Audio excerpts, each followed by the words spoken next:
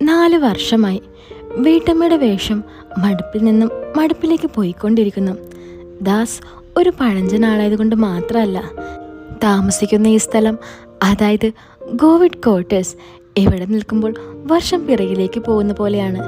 Central Covid ജോലിയുണ്ട്. അതുകൊണ്ട് ഇവിടെ നിന്നും കുറച്ചുകൂടി നല്ല സ്ഥലത്തേക്ക് താമസം മാറുന്ന കാര്യം പറയാൻ തുടങ്ങിയിട്ട് കുറേ നാളായി. പക്ഷെ നോക്കണ്ടേ, പച്ചക്കറി വാങ്ങണം, ഫുഡ് ഉണ്ടാക്കണം, കൊച്ചുമക്കളെ നോക്കണം എന്ന് പഠിപ്പിച്ചിട്ടല്ലേ അമ്മ എന്നെ കല്യാണം കഴിപ്പിച്ച് വിട്ടത്. ഓ സോറി, കൊച്ചുമക്കൾ പോയിട്ട് ഒരു കൊച്ചിതുവരെ ആയിട്ടില്ല. ഞാൻ ഇത്രയും പറഞ്ഞത് കേൾക്കുമ്പോൾ നിങ്ങൾക്ക് ഞാനൊരു അഹങ്കാരിയും നാക്കിനെല്ലില്ലാത്തോളുമായി തോന്നുന്നുണ്ടാവുമല്ലേ. സ്വന്തമായി ഒരു ഡാൻസ് ക്ലാസ് തുടങ്ങുക എന്ന സ്വപ്നം ഇപ്പോൾ ഇല്ലാതായിരിക്കുന്നു. ഭാരതീയ കുടുംബം എന്ന നമ്മുടെ പ്രസ്ഥാനമാണ്. കാരണം കല്യാണമേ വേണ്ട എന്നൊരിക്കൽ തീരുമാനിച്ചതാണ്. പക്ഷെ 4 വർഷം മുമ്പ് അപ്രതീക്ഷിതമായി 2 കാര്യങ്ങൾ കൊണ്ട് എൻ്റെ സ്മൂത്തായി പോയിക്കൊണ്ടിരുന്ന ജീവിതം ട്രാക്ക് മാറി ഓടി തുടങ്ങിയത്. ഒന്ന്, അച്ഛൻ്റെ ഹാർട്ട് അറ്റാക്ക്. രണ്ടാമത്തത്, അതിൻ്റെ കൂടെ തനിക്ക് വന്ന ഒരു കല്യാണാലോചന. ദാസ് ചെറുപ്പക്കാരൻ, സുമുഖൻ, നല്ല ശമ്പളം. പിന്നെ ഇനി എന്ത് വേണം? വീട്ടുകാരെന്ന് കൂടുതലൊന്നും തന്നെ അന്വേഷിക്കാനും നിന്നില്ല. ആദ്യത്തെ വർഷം അത് എല്ലാ ദമ്പതികളെയും പോലെ വലിയ കുഴപ്പങ്ങളൊന്നുമില്ലാതെ കടന്നുപോയി. ബെൽ ജോലിയുള്ള ദാസിന്റെ കൂടെയുള്ള പുതിയ ജീവിതം, പുതിയ സ്ഥലം, പുതിയ ആളുകൾ, എനിക്കത് പയ്യെ പൊരുത്തപ്പെടാൻ തുടങ്ങി. പക്ഷേ ഒരു പെണ്ണെന്ന നിലയിൽ എനിക്ക് വേണ്ട പരിഗണന കുറഞ്ഞു വരും പോലെ തോന്നൽ എന്നെ അലട്ടിക്കൊണ്ടിരുന്നു. ഹണിമൂൺ എന്നൊരു സംഭവമേ ഉണ്ടായിരുന്നില്ല. അതിന്റെ കാരണം എനിക്ക് പിന്നീടാണ് മനസ്സിലായത്. ദാസിനെ കാണാൻ ഒരു കുഴപ്പവുമില്ലായിരുന്നു. 5 അടി 8 ഇഞ്ചുള്ള മനുഷ്യൻ, മെലിഞ്ഞിട്ടാണെങ്കിലും സുന്ദരനാണ്. ഏത് പെണ്ണിനും ഇഷ്ടപ്പെടും. പക്ഷേ കൂടെയുള്ള ആളിൻ്റെ സ്വപ്നങ്ങളെ തൻ്റെ സ്വപ്നങ്ങളായി കാണാനുള്ള മനസ്സില്ലെന്ന സത്യം തിരിച്ചറിഞ്ഞതോടെ ഞാൻ തകർന്നു പോയി. കിടപ്പറയിലെ ഒരു ഉപകരണമായി ആദ്യത്തെ വർഷം ഞാൻ മനസ്സില്ലാ മനസ്സോടെ സഹിച്ചു. പിന്നീട് എനിക്കോ അവനോ ആസ്വദിച്ചുകൊണ്ട് ഒന്നിച്ചങ്ങനെയൊന്നും ഉണർന്നു ചെയ്യാൻ പോലും ഇതുവരെ സാധിച്ചില്ല. ഒരു തവണയിൽ കൂടുതൽ എന്നെ ഇതുവരെ, അയ്യോ സോറി, പറഞ്ഞത് മാറിപ്പോയി. ഒരു ദിവസം ഒരു തവണയിൽ കൂടുതൽ പോലും ഞങ്ങൾ ആസ്വദിച്ചിട്ടില്ല. ശരിക്കും പറഞ്ഞാൽ തുടങ്ങിക്കഴിഞ്ഞ് ഒരു 2 മിനിറ്റ് കഴിയുമ്പോൾ തന്നെ അവിടെയും ഇവിടെയും 2-3 തുള്ളികൾ കാണാം. അപ്പോഴാണ് എനിക്ക് മനസ്സിലാവുന്നത് തന്നെ. ശരിക്കും പറഞ്ഞാൽ ഇതൊക്കെ ഇങ്ങനെയാണെന്നാണ് ഞാൻ ധരിച്ചത്. അത് മറ്റൊരാണിനെ എനിക്കറിയാത്തത് കൊണ്ടാണെന്ന് ഞാൻ വിശ്വസിച്ചു പോകുന്നത്. പക്ഷേ അങ്ങനെയല്ല. ഇപ്പോൾ എന്നെക്കുറിച്ച് പറയാം, എങ്കിലും നിങ്ങൾക്ക് ഈ കഥ പൂർണ്ണമായും ആസ്വദിക്കാൻ കഴിയും. വിടർന്ന കണ്ണ്, നീണ്ട കറുത്ത പുരുകം, കണ്ണെഴുതാനും നെറ്റിയിൽ കറുത്ത പൊട്ട് തൊടാനും എനിക്ക് വലിയ ഇഷ്ടമാണ്. മുടി അത്യാവശ്യം നീളമുണ്ട്, ഇടതൂർന്നവയാണ്. നടുവിലൂടെ വര വരച്ച് പിറകിലേക്ക് മുടി കെട്ടാനാണ് എനിക്ക് കൂടുതൽ ഇഷ്ടം. പൂവെക്കാൻ ഇഷ്ടമാണ്. സ്വർണ്ണ താലിമാലയും കമ്മലുമുണ്ട്. അമ്മ തന്ന കരിമണിമാലയും കഴുത്തിലുണ്ട്. പട്ടുസാരിയോട് ചെറിയ ഇഷ്ടമുണ്ട്. കാലിൽ ചെറിയ മിഞ്ചിയുമുണ്ട്. പിന്നെ ഡാൻസ്, അത് ചെറുപ്പം മുതലേ പഠിച്ചിട്ടുണ്ട്. ഇപ്പോഴും നല്ല വഴക്കമാണ്. ഡാൻസ് എന്ന് പറയുമ്പോൾ ക്ലാസിക്കൽ നൃത്തമാണ് കേട്ടോ. 5 അടി 7 ഇഞ്ച് ഉയരം, പിന്നെ 57 കിലോ ഭാരം. ഇതൊക്കെയാണ് ഞാൻ. ഇനി കഥയിലേക്ക് വരാം. ബാംഗ്ലൂർ സിറ്റിയിലെ ഒരു വെള്ളിയാഴ്ച നഗരത്തിൽ സ്ഥിതി ചെയ്യുന്ന മാന്ത്രിക്സ് കോർട്ട്യാർഡിൽ നിന്നും കുറച്ച് ഡ്രസ്സ് വാങ്ങാൻ വേണ്ടി പോയിരിക്കുമായിരുന്നു. എൻ്റെ കൂടെ പഠിച്ച സുഹൃത്തിൻ്റെ കുട്ടിയുടെ 1ാം പിറന്നാളിന് ഒരു ഗിഫ്റ്റ് വാങ്ങലാണ് പ്രധാനം. ഒപ്പം ചില അല്ലറ ചില്ലറ സാധനങ്ങളും. അങ്ങനെ നോക്കിക്കൊണ്ടിരുന്നപ്പോൾ എനിക്കൊരു സാരി ഇഷ്ടപ്പെട്ടു. സോ അത് മേടിച്ചുകൊണ്ട് ഞാൻ മാളിൽ നിന്നും പുറത്തേക്കിറങ്ങി. പുറത്തേക്ക് പോകാനാണെങ്കിലും സാരിയാണ് എനിക്കിഷ്ടം. അന്നൊരു വെള്ളപ്പൂക്കളുള്ള ഷിഫോൺ സാരിയായിരുന്നു ഉടുത്തിരുന്നത്. എനിക്കറിയാം പുറത്തിറങ്ങിയാൽ ആളുകൾ കൊത്തിപ്പറിക്കുന്ന നോട്ടം എങ്ങോട്ടാണെന്നൊക്കെ. പക്ഷെ ഒരിക്കലും ഞാൻ ആരെയും കാണിക്കാൻ വേണ്ടി ഇതുവരെയൊന്നും അങ്ങനെ നടക്കാൻ ആഗ്രഹിച്ചിട്ടില്ല. അങ്ങനെ നോക്കുന്നു എന്ന് തോന്നൽ എനിക്ക് വല്ലാതെ അസ്വസ്ഥമാണ് ഉണ്ടാക്കുന്നത്. നടന്ന് ഞാൻ മെട്രോയിൽ കയറിയപ്പോൾ തിരക്കുള്ളത് കൊണ്ട് എനിക്ക് സീറ്റ് കിട്ടിയില്ല. പിന്നെ ഇച്ചിരി നേരം നിൽക്കേണ്ടി വന്നു. അധികം ദൂരമൊന്നുമില്ല സ്ഥലത്തേക്ക്. ഞാൻ പുറത്തേക്ക് നോക്കി നിൽക്കുമ്പോൾ എൻ്റെ ഓപ്പോസിറ്റായിട്ട് ഒരു പയ്യൻ ഇരിക്കുന്നത് ഞാൻ കണ്ടു. നല്ല ക്യൂട്ട് ഫേസുള്ള ഒരു പയ്യൻ. 22 വയസ്സ് തോന്നിക്കും. നല്ല വെളുത്ത നിറം, എൻ്റെ അത്രയും പൊക്കമുണ്ടെന്ന് തോന്നി. മീശയും താടിയുമുണ്ട്. ഒരു പ്രൊഫഷണൽ മോഡൽ ലുക്കാണ്. കണ്ണൊക്കെ ഷാർപ്പ് ലുക്ക്. എനിക്കെന്തോ അവനെ ഒരു തവണ നോക്കിയിട്ട് മതിയായില്ല. ആ സുമുഖനെ വീണ്ടും ഞാൻ അറിയാതെ ഒന്നുകൂടി നോക്കി. പക്ഷേ രണ്ടാമത്തെ തവണ മുഖം മാത്രമല്ല ഞാൻ ശ്രദ്ധിച്ചത്, അവൻ്റെ കൈകളാണ്. അത്യാവശ്യം ഉരുട്ടിയെടുത്ത മസിലുകളുണ്ട്.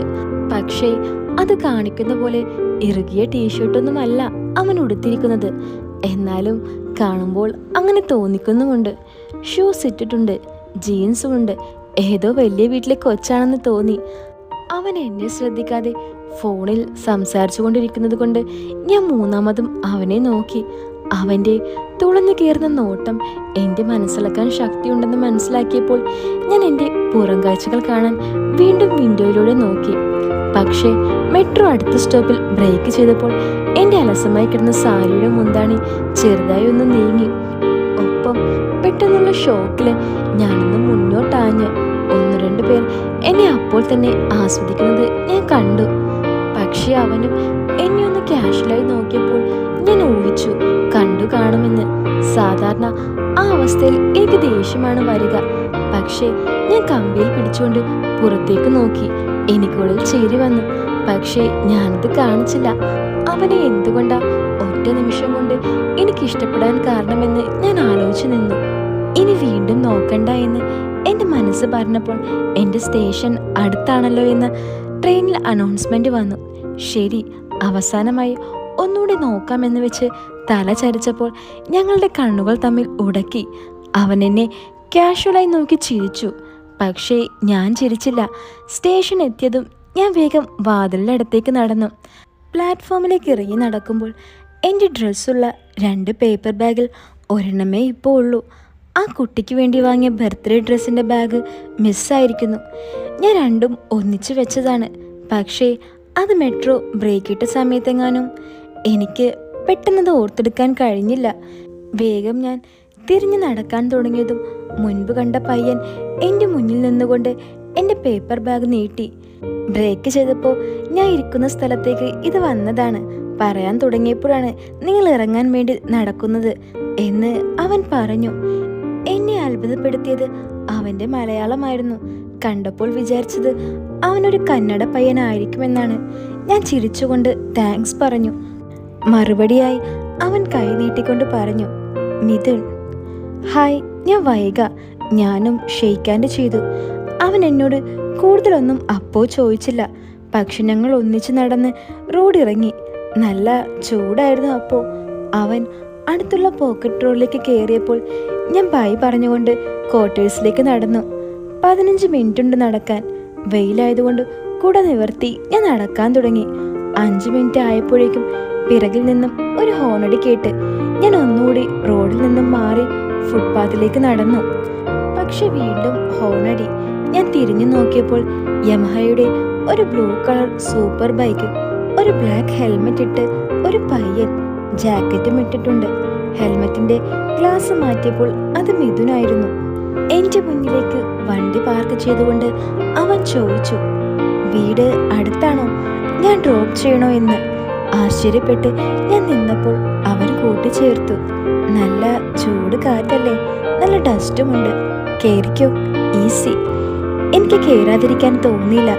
ഞാൻ അടുത്ത നിമിഷം ചിരിച്ചപ്പോൾ മിഥുൻ എൻ്റെ കയ്യിലെ പേപ്പർ ബാഗുകൾ വാങ്ങി ബൈക്കിൻ്റെ ഫ്രണ്ടിൽ വെച്ചു. ഒന്ന് ചുറ്റും നോക്കി ഞാൻ പതിയെ ബൈക്കിൽ കയറി വൺ സൈഡ് ഇരുന്നു. സാരി ഉടുത്തതിനാൽ തെല്ലും വിഷമിച്ചു ഞാൻ. ചുരിദാറായിരുന്നെങ്കിൽ കുറച്ചുകൂടി കംഫർട്ടായിട്ട് ഇരിക്കാമായിരുന്നു എന്നെനിക്കപ്പോൾ തോന്നി. ഞാൻ പതിയെ കൈകൊണ്ട് മിഥുൻ്റെ തോളിൽ പിടിച്ചപ്പോൾ അവൻ ബൈക്കൊന്ന് റേസ് ചെയ്തു. ഞാനപ്പോൾ അവനെ കൈകൊണ്ട് ഒന്ന് അമർത്തി പിടിച്ചു.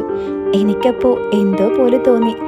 അവൻ പറപ്പിച്ചുകൊണ്ട് 2 മിനിറ്റ് അപ്പാർട്ട്മെന്റിന് മുമ്പിലെത്തി. ആ സമയം അവിടെ പുറത്ത് അധികം ആരുമില്ലാത്തത് കൊണ്ട് ഞാൻ വെറും നന്ദി വാക്കിനേക്കാൾ ഉപചാരത്തിനായി മിഥുനെ കൂൾ ഡ്രിങ്ക്സ് കഴിക്കാൻ വേണ്ടി വീട്ടിലേക്ക് ക്ഷണിച്ചു. ബൈക്ക് പാർക്ക് ചെയ്യുമ്പോൾ ഞാൻ ഇതിൻ്റെ മോഡൽ നെയിം വായിച്ചു. YCF R1 എന്നായിരുന്നു. ഞാൻ സ്റ്റെപ്പ് കയറുമ്പോൾ മിഥുൻ എന്നെ പിന്തുടർന്നു. 2ാമത്തെ നിലയിലായിരുന്നു ഞങ്ങളുടെ വീട്. ഇരുവരും അകത്ത് കയറി. ഞാൻ മിഥുനോട് സോഫയിൽ ഇരിക്കാൻ പറഞ്ഞുകൊണ്ട് ഫാൻ ഓണാക്കി കൊടുത്തു. അടുക്കളയിലെ ഫ്രിഡ്ജ് തുറന്നുകൊണ്ട് മാംഗോ ജ്യൂസ് ഞാൻ 2 ഗ്ലാസ്സിലാക്കി കൊണ്ടുവന്നു. മിഥുൻ അത് കുടിക്കുമ്പോൾ ഇഷ്ടപ്പെടുന്നുണ്ടോ എന്ന് ഞാൻ മുഖത്തേക്ക് നോക്കി. ദാസ് വൈകുന്നേരം വന്നാൽ തണുത്തത് കുടിക്കുന്നത് ശീലമുണ്ട്. അതാണ് ഞാൻ ഫ്രിഡ്ജിൽ മാംഗോ ജ്യൂസ് ഉണ്ടാക്കി വെക്കുന്നത്. ജ്യൂസ് കുടിക്കുന്നതിനിടയിൽ സൗമ്യമായി ഞങ്ങൾ പരിചയപ്പെട്ടു. മിഥുൻ ഒരു കോസ്റ്റ്യൂം ഡിസൈനറാണ്. പ്രായം 25, 22 ആയിട്ടാണ് എനിക്കത് പറഞ്ഞപ്പോഴും തോന്നിയത്. അമ്മ മലയാളി, അച്ഛൻ കന്നഡ, ഒറ്റ മകൻ. അച്ഛൻ സിനിമയിൽ ആർട്ട് ഡയറക്ടറാണ്. ചെറിയ ഒരു കലാകുടുംബമാണ് എന്നൊക്കെ പറഞ്ഞു. രാജാജി നഗറിലാണ് താമസം. അവിടെ തന്നെ ഒരു വലിയ ഡിസൈനർ സ്റ്റുഡിയോ ഉണ്ട്. അത് അമ്മ തുടങ്ങിയതാണ്. ഇപ്പോൾ മിഥുനും ചേർന്ന് നടത്തുന്നു. സിനിമയ്ക്കും TV സീരിയലിനും എല്ലാ കോസ്റ്റ്യൂം ഡിസൈൻസും അവിടെ ചെയ്യാറുള്ള കാര്യം അവൻ എന്നോട് പറഞ്ഞു. എന്നെക്കുറിച്ച് ഇപ്പോൾ ചോദിച്ചാൽ പറയാനിപ്പോൾ ഒന്നുമില്ലെങ്കിലും സോഫയുടെ അരികിൽ വെച്ച എൻ്റെ ഡാൻസ് ചെയ്യുന്ന ഒരു ഫോട്ടോ കണ്ടപ്പോൾ അവൻ അതേക്കുറിച്ചാണ് ആദ്യം ചോദിച്ചത്. പഠിച്ചിരുന്നു, ഇപ്പോൾ അധികം പ്രാക്ടീസ് ചെയ്യാറില്ല എന്ന് പറയുമ്പോൾ എൻ്റെ മനസ്സിലെ വിങ്ങൽ ഞാൻ മിഥുനറിയാതെ ഇരിക്കാൻ നോക്കി. ഫാമിലി ലൈഫൊക്കെ ഇങ്ങനെ പോകുന്നു. പ്രത്യേകിച്ച് ആക്ടിവിറ്റി ഒന്നുമില്ല. യോഗ ചെയ്യുന്നുണ്ട്, അതുമാത്രമാണ് ഇപ്പോഴെന്ന് ഞാൻ പറഞ്ഞു. എൻ്റെ ഡ്രസ് ബാഗ് കണ്ടതുകൊണ്ട് മിഥുൻ മറക്കാതെ എന്നോട് ചോദിച്ചു, ബ്ലൗസ്, സാരി അതൊക്കെ ഡിസൈൻ ചെയ്യാറുണ്ടോ? പർച്ചേസ് ചെയ്യണമെങ്കിൽ എന്നെ വിളിച്ചാൽ മതി കേട്ടോ, നമ്പർ ഇതാണ്. അവൻ്റെ കാർഡ് എൻ്റെ നേരെ നീട്ടിയപ്പോൾ വിളിക്കുമെന്ന് എനിക്ക് ഉറപ്പില്ലെങ്കിലും ഞാനത് വാങ്ങിച്ചു. അധികം വൈകാതെ മിഥുൻ ഇറങ്ങിയെങ്കിലും എനിക്കൊരു വെല്ലായ്മ അപ്പോൾ മുതൽ തോന്നി തുടങ്ങി. എന്നെക്കുറിച്ച് ഞാൻ തന്നെ മറക്കാൻ ശ്രമിക്കുന്ന കാര്യങ്ങൾ മിഥുനോട് പറഞ്ഞപ്പോൾ ഓർത്തുപോയി. ദാസ് വരുന്നത് വരെ എൻ്റെ മനസ്സിൽ അത് തന്നെയായിരുന്നു. 1 മണിക്കൂറിന് ശേഷം ദാസ് വന്നു. അവൻ പതിവ് പോലെ ന്യൂസ് കാണാനായി തുടങ്ങി. നാളെ ബർത്ത്ഡേക്ക് എൻ്റെ ഒപ്പം വരുമോ എന്ന് ചോദിച്ചപ്പോൾ തനിച്ചു പോയാൽ പോരെ, ഇതിനൊന്നും ലീവ് കിട്ടില്ല എന്ന് ഞാൻ പ്രതീക്ഷ ഉത്തരം തന്നെ എനിക്ക് കിട്ടി.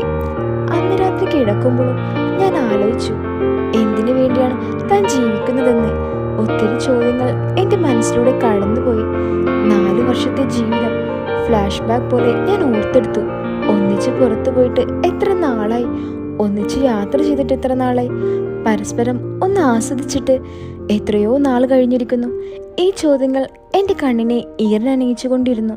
സ്വയം നേരിക്കൊണ്ട് ഞാൻ ഈ അടുക്കളയിൽ വെച്ചും വിളമ്പിയും കഷ്ടപ്പെടുമ്പോൾ ഒരു അഭിനന്ദനമായ ഒരു വാക്കെങ്കിലും ഇതുവരെ പറഞ്ഞിട്ടുണ്ടോ? ഇനി അമ്മയോട് ഇതിനെക്കുറിച്ച് പറഞ്ഞാലോ?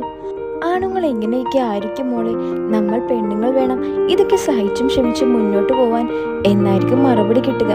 പിന്നെ ദാസിനോട് ഇതേപ്പറ്റി ഒന്ന് സംസാരിക്കാൻ പോലും എനിക്ക് തോന്നാറില്ല. സംസാരിച്ചാലും പറയുക ജീവിതം ഇങ്ങനെയൊക്കെയാണെന്നായിരിക്കും. വേണ്ട, ഇനിയും ആവർത്തിക്കാൻ വയ്യ, ഇതെന്റെ വിധിയാണ്. തലയണ എൻ്റെ ആത്മാഭിമാനത്തിൽ നനഞ്ഞു കുതിരുമ്പോൾ എനിക്ക് ഉറക്കമേ വന്നില്ല.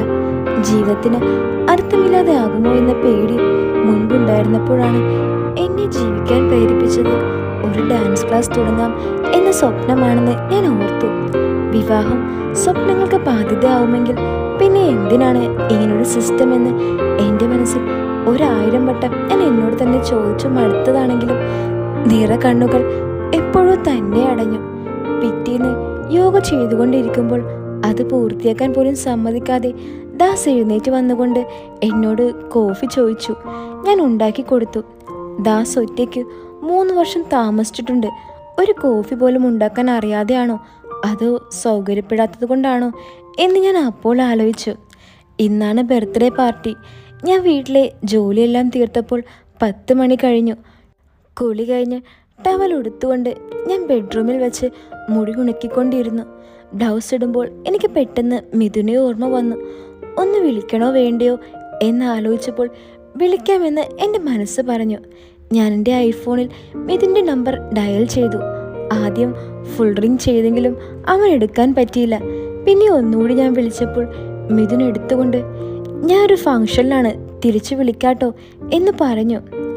ഞാൻ വൈകിയാണ് എന്ന് ഇടയ്ക്ക് കയറി പറഞ്ഞപ്പോൾ ആ പറയൂ എനിക്ക് മനസ്സിലായില്ല, എവിടെയായിപ്പോ എന്നവൻ ചോദിച്ചു. അത്യാവശ്യമായി ഒന്ന് കാണാൻ പറ്റുമോ എന്ന് ഞാൻ ചോദിച്ചു. പക്ഷേ അത് മനഃപൂർവ്വമായിരുന്നില്ല. ഞാൻ അറിയാതെ ചോദിച്ചു പോയതാണ്. യാ വരാം, എവിടെയാ വരേണ്ടത്? അവൻ ചോദിച്ചു. ക്വാർട്ടേഴ്സിൻ്റെ മുന്നിൽ വരാവോ? ഞാൻ അവനോട് പറഞ്ഞു. ആ ഇപ്പോൾ വരാം എന്ന് മിഥുനും പറഞ്ഞു. ഞാൻ വീട് ലോക്ക് ചെയ്തുകൊണ്ട് ഗിഫ്റ്റുമായി ക്വാർട്ടേഴ്സിൻ്റെ മുന്നിൽ നിന്നപ്പോൾ 5 മിനിറ്റിൽ മിഥുൻ പറന്നെത്തി. എങ്ങോട്ടേക്കാണ്? അവൻ ചോദിച്ചു. അത് ഒരു ബർത്ത്ഡേ ഫംഗ്ഷൻ ഉണ്ടായിരുന്നു. ഹസ്ബൻഡ് ഇല്ലേ? ഇല്ല, ദാസ് ഓഫീസിൽ പോയി.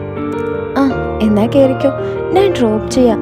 ഞാൻ ഗിഫ്റ്റ് മിഥുന് നീട്ടിയപ്പോൾ മിഥുൻ അതെടുത്ത് ബൈക്കിൻ്റെ ഫ്രണ്ടിൽ വെച്ചുകൊണ്ട് കയറിക്കോളൂ മാഡം എന്ന് പറഞ്ഞു. ഞാൻ ചിരിച്ചുകൊണ്ട് കയറി. ഇതിനാണോ അത്യാവശ്യമുണ്ടെന്ന് പറഞ്ഞത്? അത് ഞാൻ അറിയാതെ. ഏയ് സാരില്ല, സത്യത്തിൽ ഞാനൊരു സ്ഥലത്ത് നിന്നും ഓടി പോകുന്നതാണ്. സോ താങ്ക്സ് ഞാൻ അങ്ങോട്ട് പറയണം. മിഥുൻ്റെ പേഴ്സണൽ കാര്യമായതുകൊണ്ട് അതേപ്പറ്റി കൂടുതൽ ചോദിക്കാൻ ഞാൻ തയ്യാറായില്ല. എവിടെയാണ് ഫംഗ്ഷൻ? അവൻ ചോദിച്ചു. അടുത്താണ്, നേരെ പൊക്കോളൂ, ഞാൻ പറയാം. ഓക്കെ. പക്ഷെ മനസ്സിൽ വീണ്ടും തോന്നി വെറുതെ ചോദിക്കാമെന്ന്. മിഥുൻ എന്താണ് വിളിച്ചപ്പോൾ ഫോൺ എടുക്കാനത്? ഞാൻ ചോദിച്ചു. അത് ഞാൻ ഒരു പെണ്ണ് കാണൽ ചടങ്ങിലായിരുന്നു. ഫ്രണ്ടിൻ്റെ ആണോ? ഞാൻ വീണ്ടും ചോദിച്ചു. അല്ല, എൻ്റെ. അവൻ ചിരിച്ചുകൊണ്ട് പറഞ്ഞു. അതെയോ? ഷേ, ഞാൻ വിളിക്കണ്ടായിരുന്നു അല്ലേ? ഞാൻ പറഞ്ഞു. ഏയ് നോ നോ, ആക്ച്വലി ഞാൻ പറഞ്ഞില്ലേ അവിടെ നിന്ന് രക്ഷപ്പെടാൻ വേണ്ടി ഞാൻ കാത്തിരിക്കുമായിരുന്നുവെന്ന്. അതെന്തു പറ്റി? എനിക്കിപ്പോൾ കല്യാണമൊന്നും വേണ്ടെന്ന് പറഞ്ഞാൽ അപ്പയും അമ്മയും കേൾക്കണ്ടേ? മനസ്സിന് ഇഷ്ടപ്പെട്ട ആളെ കണ്ടെത്താൻ ഒരിച്ചിരി സമയം ഞാൻ ചോദിച്ചിരുന്നു. പക്ഷേ തന്ന സമയം കഴിഞ്ഞിട്ടും ഞാൻ ഇങ്ങനെ ഉഴപ്പുന്നത് കണ്ടപ്പോൾ അപ്പയും അമ്മയും ഒരാളെ കണ്ടുപിടിച്ചു, നിഹാരിക. പക്ഷേ അവൾക്ക് ഞാൻ ഒരിക്കലും ചേരില്ല. അതെന്താ? അത് അവളോട് ഞാൻ സംസാരിച്ചപ്പോൾ അവൾക്ക് പ്രത്യേകിച്ച് ഡ്രീം ഒന്നുമില്ല. വീട്ടുകാർ നിർബന്ധിച്ചതുകൊണ്ട് മാത്രം വിവാഹത്തിന് തയ്യാറായതാണ്. ഇപ്പോൾ ജോലിയില്ല, ഒത്തിരി ട്രാവൽ ചെയ്യാൻ അവൾക്ക് ഇഷ്ടമാണ്. ഇതാണ് പ്രൊഫൈൽ. ഇതിനിപ്പോൾ എന്താ കുഴപ്പം?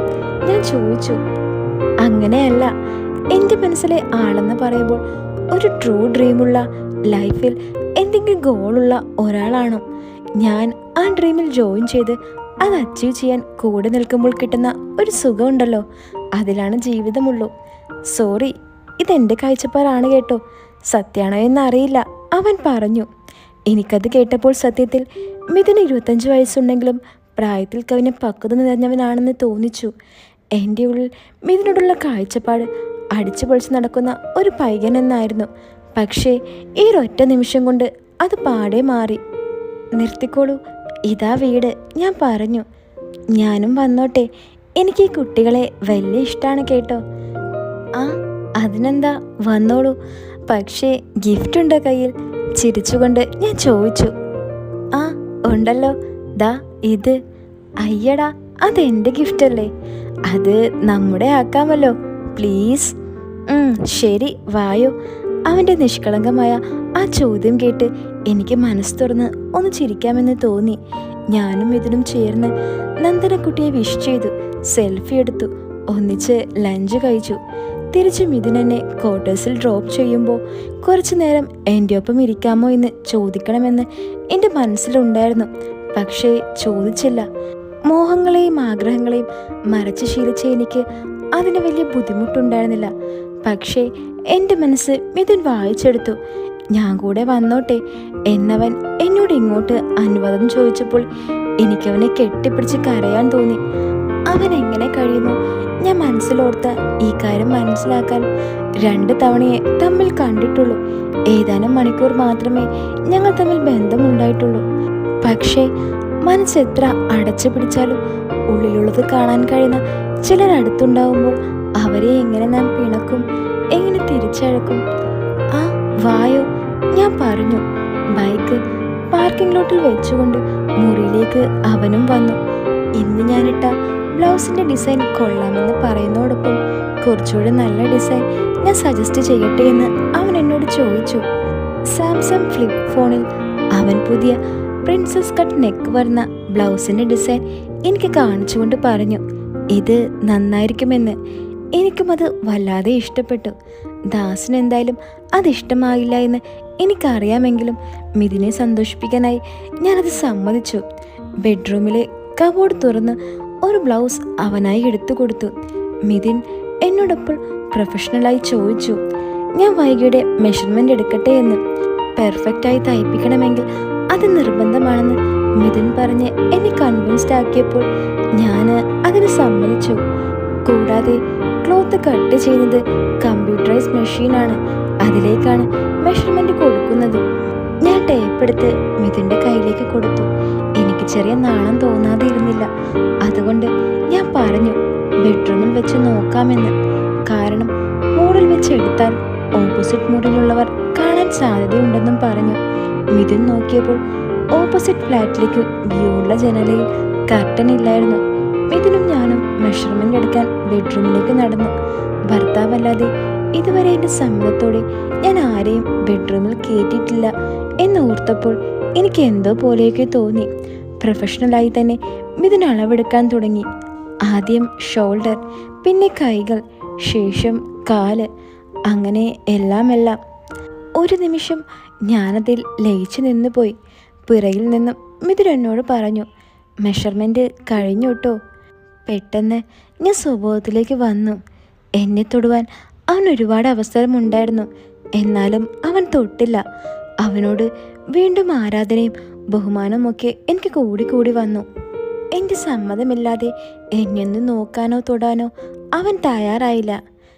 എന്നാ ഞാൻ ഇറങ്ങിക്കോട്ടെ, ബ്ലൗസ് 2 ദിവസത്തിനകം തരാം, പിന്നെ ഷോപ്പിലേക്ക് വന്ന അമ്മയെയും പരിചയപ്പെടാം. You are always welcome to our designer studio, അവൻ പറഞ്ഞു. ഞാൻ വരാം സമയം പോലെ. അമ്മയോട് ഞാൻ പറഞ്ഞിട്ടുണ്ട് കേട്ടോ വൈകിയെക്കുറിച്ച്. എന്നെക്കുറിച്ചോ? ആന്നേ, എനിക്കിപ്പോൾ കല്യാണം വേണ്ട എന്ന് ഒന്ന് പറയണേ, നിങ്ങൾ തമ്മിൽ സംസാരിച്ച് കംഫോർട്ടാവുമ്പോൾ. ഞാനോ? ശ്രമിക്കാം മിഥുൻ. അങ്ങനെ മിഥുൻ പോയി. അവൻ പോയതിനു ശേഷം ഏകാന്തത വീണ്ടും എന്നെ ശിക്ഷിക്കാൻ തുടങ്ങി. സോഫയിലിരുന്ന് TV കാണുമ്പോഴും എൻ്റെ മനസ്സ് മറ്റെവിടെയോ ആയിരുന്നു. മിഥുൻ ഇവിടെ ഉണ്ടായിരുന്നപ്പോൾ 4 ചുവരുകളുള്ള ഈ സ്ഥലം ഒരു വീടുന്ന അവസ്ഥയിലേക്ക് മാറുന്നതല്ലേ മുൻപ് കണ്ടത്. ആ 25കാരൻ്റെ സാമീപ്യം വീണ്ടും കൊതിക്കുന്ന പോലെ. അവൻ എന്നെ അളവെടുത്തപ്പോൾ ഞാൻ മറ്റെന്തിനോ വേണ്ടി കൊതിച്ചു നിന്നു. അവൻ്റെ കൈകൾ അളവുകളേക്കാൾ തൊടുമ്പോൾ എൻ്റെ മനസ്സ് കൊതിക്കുന്നത് മറ്റെന്തോനെയാണ്. അതിൻ്റെ സൂചന പോലെയായിരുന്നു മൊത്തം വിയർത്ത് കുളിച്ചത്. എൻ്റെ മനസ്സിന് അത്രയും ഇഷ്ടപ്പെട്ടതുകൊണ്ട് മാത്രമാണ് ഒന്നിച്ച് പറക്കാൻ വേണ്ടി അത് മോഹിക്കുന്നത്. തെറ്റാണോ ശരിയാണോ എന്ന് ചിന്തിക്കാൻ കഴിയുന്നില്ല. മനസ്സും ചിന്തകളും ഒരുപോലെ എക്സൈറ്റഡ് ആവുന്നത് ഇതാദ്യമായാണ്. പഠിക്കുമ്പോൾ പോലും ഒരു പ്രണയം ഉണ്ടായിട്ടില്ല, ആരുമായും അങ്ങനെയൊന്നും തോന്നിയിട്ടില്ല. പക്ഷെ ഇപ്പോൾ തന്നേക്കാൾ പ്രായം കുറഞ്ഞ ഒരുവനെ ഇത്രയും വിരസത സഹിച്ച് ഞാൻ കാത്തിരുന്നത് ഇതിനു വേണ്ടിയാണോ? ഇത്രയും നാൾ കണ്ണീരിലായിരുന്നത് ഒത്തിരി ആശ്വാസമായി ദൈവം നീട്ടിവെച്ചതാണോ മിഥുനെ? ഞാൻ സോഫയിലിരുന്ന് കറങ്ങുന്ന ഫാനിലേക്ക് നോക്കി.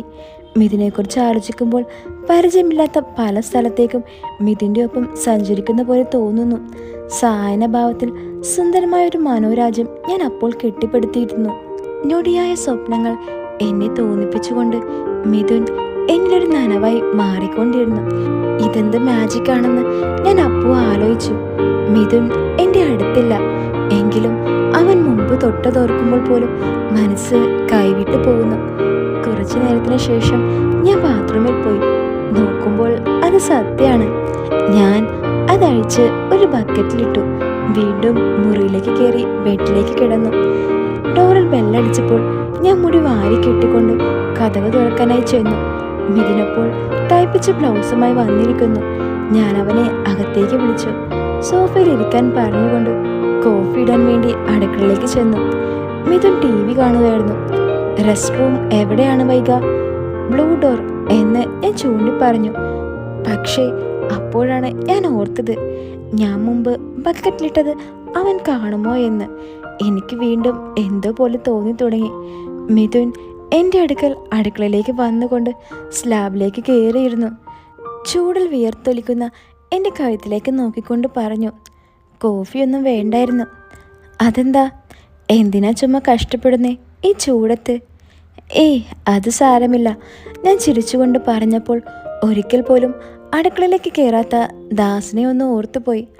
അവിടുന്ന് തന്നെ ഞങ്ങൾ കോഫി കുടിച്ചുകൊണ്ട് വർത്താനം പറയുമ്പോൾ കോഫി നല്ലതായിരുന്നുവെന്ന് എന്നെ അഭിനന്ദിച്ചു. അതെനിക്ക് നന്നായി ഇഷ്ടപ്പെട്ടു.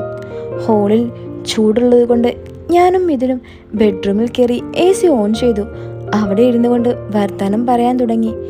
മിഥുൻ അപ്പോൾ ബെഡിൽ ചാരിയിരുന്നപ്പോൾ ഞാൻ കിടന്നുകൊണ്ട് ചെറിയ രീതിയിൽ ഒന്ന് മോഹിപ്പിക്കാൻ ശ്രമം നടത്തി. പക്ഷേ എന്നെ ഒരു തെറ്റായ രീതിയിൽ നോക്കാൻ പോലും അവൻ മെനക്കെട്ടില്ല. ബ്ലൗസ് ഒന്നിട്ട് കാണണമെന്ന് മോഹമുണ്ടെന്ന് അവൻ പറഞ്ഞപ്പോൾ ഞാൻ ബെഡ്റൂമിൻ്റെ കഥ കൂടി അടച്ചുകൊണ്ട് അവനോട് തിരിഞ്ഞു നിൽക്കാൻ പറഞ്ഞു. അവൻ തിരിഞ്ഞു നിന്നു. പെട്ടെന്ന് ഞാൻ ഉടുത്തുകൊണ്ട് മിഥുൻ്റെ മുന്നിൽ പോയി നിന്നു. അപ്പോൾ അവൻ എന്നെ നന്നായി നോക്കുന്നുണ്ടായിരുന്നു. ആ സമയം ഞങ്ങൾ രണ്ടുപേരും പരസ്പരം മറക്കാൻ തുടങ്ങി.